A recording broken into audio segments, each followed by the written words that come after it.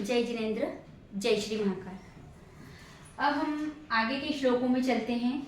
ये आगे के श्लोक है आपके मारक भाव से संबंधित।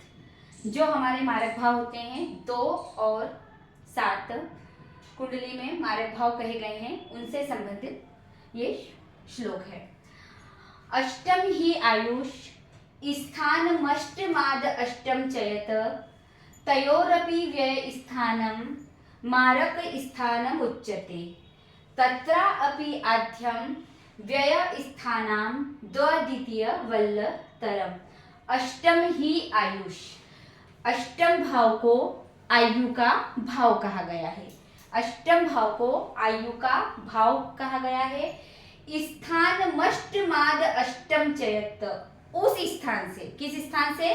अष्टम के स्थान से उसका 8वां भाव भी अष्टम भाव कहा गया। इसका 8वां भाव कौन सा होगा?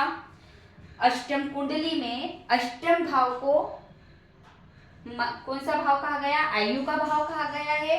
और उस आयु के स्थान से या उस अष्टम स्थान से अष्टम भाव तक या 8वें भाव तक को भी अष्टम मतलब आयु का भाव कहा गया है। तयोरपि व्यय स्थान, उनके जो व्यय स्थान है, किनके व्यय स्थान? अष्टम के जो व्यय स्थान, अष्टम का व्यय स्थान कौन सा हुआ? 7वां। तो अष्टम के जो व्यय स्थान है मारक स्थान उच्यते, उनको मारक भाव कहा गया है। तत्र अपि आद्यम व्यय स्थानम द्वितीय वल्लतरम, उनके जो व्यय स्थान हैं उन्हें मारक भाव कहते हैं। उनके जो व्यय स्थान उन्हें मारक भाव कहते हैं, अर्थात 2 और 7। उन 2 7 में द्वितीय वल्लतरम मतलब दूसरे से जो उसका दूसरा है, मतलब दूसरे से जो उसका 7वां है वह वल्लतरम मतलब प्रबल मारक कहा गया है। अब इसको आप ऐसे समझ लीजिए, अष्टम ही मतलब कुंडली में 8वें भाव को आयु का भाव कहते हैं और आयु के भाव से 8वां स्थान भी आयु का भाव कहा जाता है। अर्थात कुंडली में 2 आयु के भाव हो गए, एक हो गया 8वां भाव और एक हो गया तीसरा भाव। उसके बाद है उनके जो व्यय स्थान है, मतलब तीसरे का जो व्यय स्थान है वो कौन सा हो गया? द्वितीय भाव। और 8वें का जो व्यय स्थान है वो कौन सा भाव हो गया? 7वां भाव। वो मारक भाव कहे जाते हैं।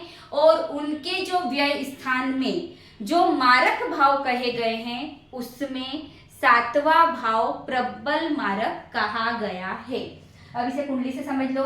अष्टम ही आयुष, इस कुंडली में 8वां भाव कौन सा है आपका? जिसमें कन्या राशि है, ये हुआ आपका 8वां भाव। इस 8वें भाव से 8वें भाव को भी अष्टम मतलब आयु का भाव कहते हैं। 1 2 3 4 5 6 7 8 मतलब तीसरा। इस मतलब आप ये कह सकते हो कि कुंडली में 2 आयु के स्थान कहे गए हैं, एक तीसरा और एक 8वां। अब इनके जो व्यय स्थान, इनका व्यय स्थान कौन सा है? क्योंकि आगे वाले श्लोकों में आपको बताया था हर पीछे वाला भाव आगे वाले भाव का व्यय करता है। अष्टम का व्यय कौन कर रहा है? 7वां वाला भाव। और तीसरे का व्यय कौन कर रहा है? द्वितीय भाव। तो दूसरा और 7वां हमारा क्या कहलाया? मारक भाव कहलाते हैं। तो ये जो मारक भाव है इनमें 2 और 7 में उत्तरोत्तर मतलब सबसे प्रबल मारक कौन हो गया? 7वें भाव का जो भाव है या उसका जो मालिक होगा वह प्रबल मारक कहा गया है। अब हम आगे चलते हैं आगे वाले श्लोक में।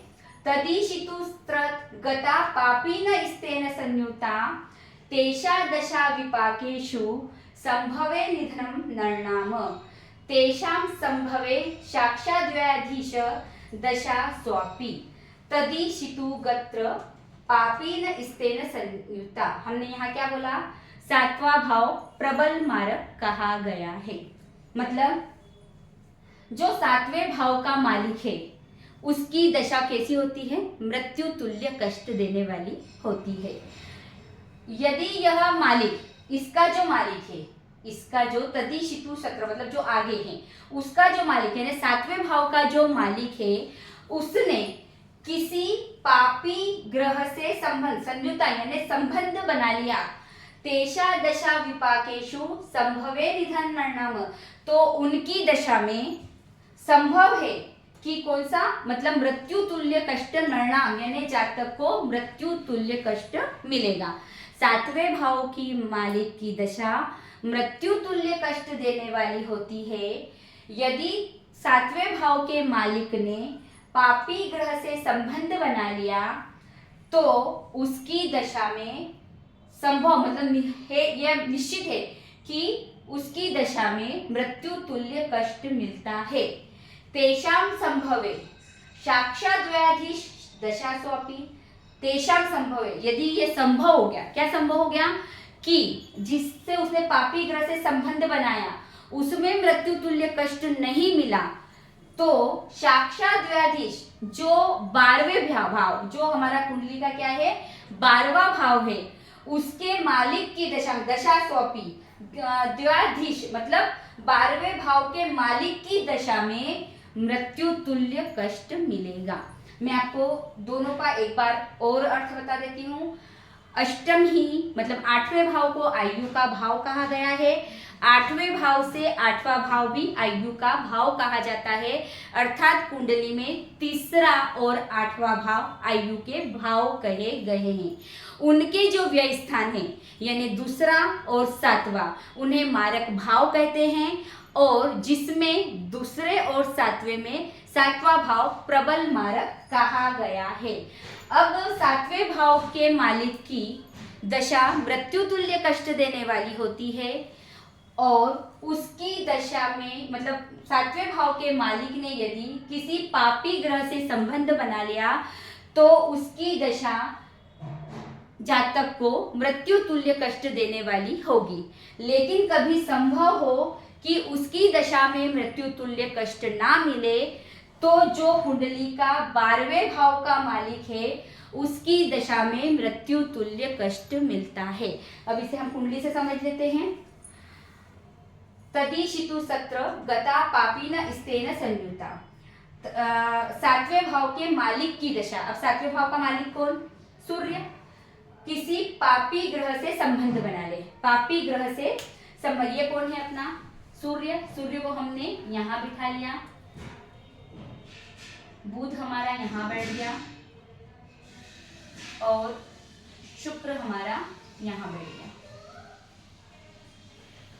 तो इसने किसी पापी ग्रह से संबंध बना ले तो उसकी दशा में मृत्यु तुल्य कष्ट मिलेगा। तो इसने पापी ग्रह से संबंध बनाया, यहाँ हम शनि बिठा लेते हैं, 1 मिनट। तो सूर्य हमारा मार्केश है, लेकिन मार्केश होने के बावजूद त्रिशडाय में बैठा है और उच्च का होकर बैठा है, तो ये इसकी दशा में मृत्यु तुल्य कष्ट नहीं मिलेगा। अब इसने जिन पापी ग्रहों से संबंध बनाया, किससे संबंध बना रहा सूर्य? एक तो शनि से बना रहा 7वीं दृष्टि से, और एक बुध से बना रहा है। बुध से क्या बना रहा है? युति संबंध। तो बुध क्या पापी है? इसमें बुध त्रिकोण का नेता है, तो यहाँ इसका संबंध पापी नहीं हुआ। यहाँ शनि से बना रहा है, तो शनि कुंडली में त्रिकोण का नेता है और भाग्य में बैठा है, तो यहाँ इससे संबंध बना रहा, तो ये पापी नहीं हुआ, मतलब इसकी दशा में भी इसे मृत्यु तुल्य कष्ट नहीं मिलेगा। उसके बाद क्या कहा गया? साक्षात व्याधीश, 12वें भाव के मालिक की दशा में मृत्यु तुल्य कष्ट मिलता है। तो 12वां भाव मालिक कौन है अपना? शनि। शनि की एक और राशि कहाँ है? त्रिकोण।